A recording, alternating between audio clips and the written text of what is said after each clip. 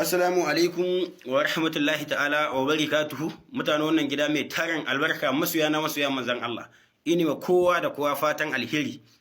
Yau na to muku da asiri ne mujarrabin malam na gaske. Wallahi mun jaraba akan mata masu tambayan maganin kafin namiji wanda ke neman matan banza.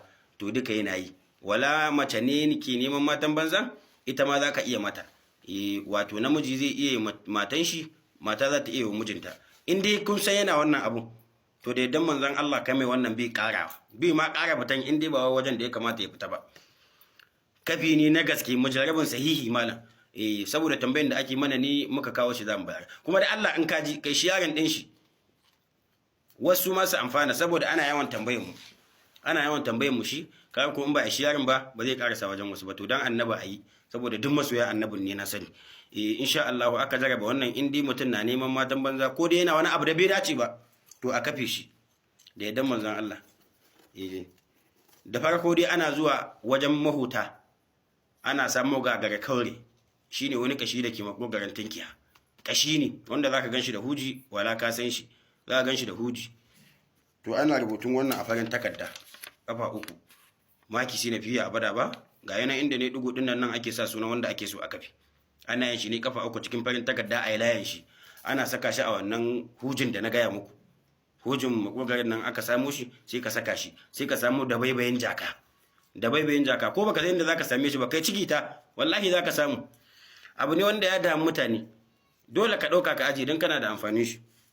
In ka samu da baibayin jaka sai ka warware shi sai ka nade shi, ma'ana shi zai zama kaman zaren ka kenan. Sai ka nada wannan kashin bayan ka sa layan a tsakiyar hujin, sai ka nade shi. Sai ka samu abun nan din Nescafe, ka san akwai gwangwanin Nescafe din wanda ake bame shi, sai ka saka a ciki ka bame. Wallahi kowa karfe ya rubu da yaddan manzon Allah, kowa karfe ya rubu. Sirri ne musharabin malam na yankan shakku. Wallahi kaga ba a dade da bani shi ba, ban ba da na wajen nawa ba ma, ina tambaya aka bani shi. To na san sirri ne mai karfi, maki sai na fiye abada kenan. Sirri ne mai karfi in aka yi shi kenan insha Allah. Ana bame shi, zaka iya zuwa daki inda kake so ta zauna ka ajiye shi ka boye. Kai ko ita ka ba ajiya ba yadda za ta yi. Ita da kake so ka kafe ka ba ajiya, ko ke da kike so ki kafe shi kika ba ajiya ba yadda zai yi. Wallahi a samu dai wajen da yake so ya zauna ki ajiye shi, wala ke mace dakin ki, wala kai namiji dakin ka. Dan Allah ai kokari a yada wannan sirrin saboda ana tambaya da yawa insha Allah. Gagara kaure shine nan kashin nan wanda zaka ganshi da huji, ya karbuta maki sai na fiye abada kafa 3 a buɗe mimin din nan a sa suna, a saka a ciki, a samu da baibayin jakan nan a nade, a saka shi cikin gwangwanin nan. Me neman ƙarin bayani ya duba shafin mu, akwai namban mu ya tuntube mu anan.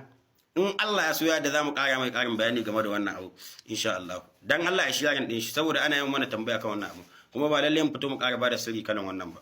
Muna godiya sosai Allah ya saka da alheri. Akwai namba a shafin mu insha Allah. Me neman ƙarin bayani ya duba insha Allah.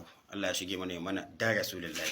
Muna godiya sosai da sakonnin da kuke mana. Na Allah ya ƙara mana lafiya da sauransu gabaki daya. Allah ya mana arziki.